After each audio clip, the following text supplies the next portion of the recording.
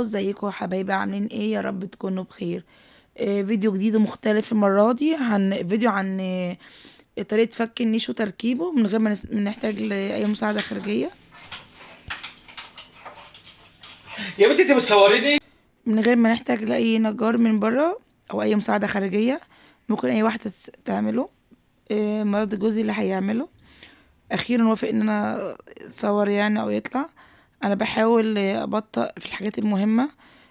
احنا هنحتاج مسمار عادي بس طويل كده، من اللي هو بيقولوا عليه مسمار صلب تقريبا. الحتت اللي هي فيها ورد دي في الصامولة اللي هي في كذا جزء في النيش. دي اللي عليها الشغل كله في الربط والفك. زي اللي تبقى في السرير برضو، ربط السرير، الشباك السرير بالجانب بتاع السرير برضو نفس النظام. انا بطلت فيه بس ايه الباقي كله بسرعة بقى عشان نفس النظام يعني. نفك ونشيل، بس نفتكر ونحفظه احنا شلنا ايه وهنحطه ايه. دي اهم خطوة. وخلي بالنا من المسامير والحاجات دي ما تضيعش يعني. لو تقيلة علينا او حاجة نحتاج حد معانا. معلش انا بقالي اسبوع ولا اكتر ما نزلتش حاجة، علشان خدنا اسبوع الامتحانات كانت شديدة وصعبة شوية. هحاول انزل برضو فيديوهات بالنماذج الامتحان. ومعلش ربنا يستر بقى وينجح، اصلا الامتحان كان صعب وانا اخدت دور شديد شويه، تعبت شويه الحمد لله. وما هعمل لكم برضو فيديو للنيش برضو لو حد طالبه. مش عارفه اعمله ولا لا بصراحه عشان انا لسه تعبانه. المهم احنا فكينا النيش خلاص، وتعالى بقى نركبه في مكانه الجديد في الانتريه. انا نقلته هنا عشان دياب بيقعد يحركه جامد، وبخاف يتأذى يكسر حاجه ويتأذى. تعرفين ان النيش كل حاجات تتكسر. طبعا هو جوزي عشان مستعجل، خليه يركبهولي وانضفه بعد ما يتركب يعني قبل ما افرش حاجه يعني. احنا بنحط الجناب وبعد كده الظهر قبل ما نعمل الضلف طبعا. هو بيحطهم مكانهم بعد كده يبدأ يركب، عشان مش كل شويه حد يسنده ويروح يجيب حاجه. بيخليهم جنب ايده كلهم. طبعا انتوا عارفين انا فاكره مسامير ازاي، بنفس الطريقه هنربطها اهوت.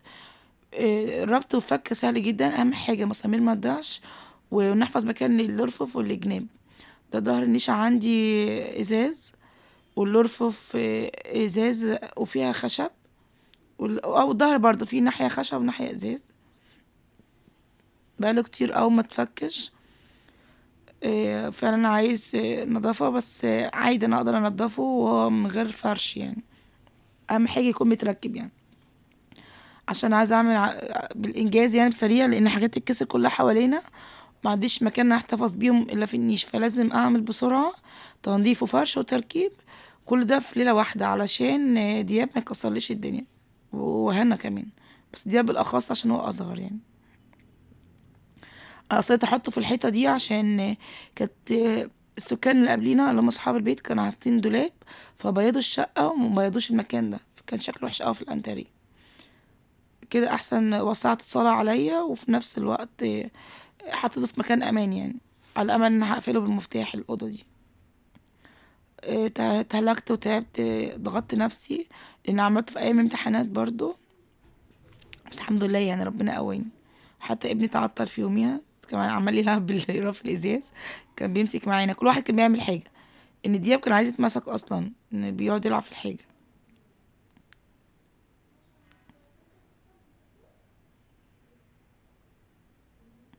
كده خلاص بنقفل المسامير كلها بنربط عليها، لازم نتاكد ان هي مربطه كويس. طول ما هي بتلفش معانا يبقى هي كده مربوطه. اهم حاجه اتاكد من كل مسمار عشان ميبقاش ملخلخ ويقع. برضو الجزء ده انا كنت مركبه غلط قبل كده برضو. لازم تعشق على المكان الحماله بتاعته من الجناب. وفي ارفف بتبقى النجار مرقمها زي ما انتم شايفين كده. الجنب بالباب بيبقى مترقمين برضو. مش عارفه عندكم هيبقى كده ولا لا، مش عارفه لانه ده معموله، فمش عارفه الجهاز بيبقى كده ولا مختلف عن بعض يعني. بس هو التركيب واللي سهل والفتح سهل برضو.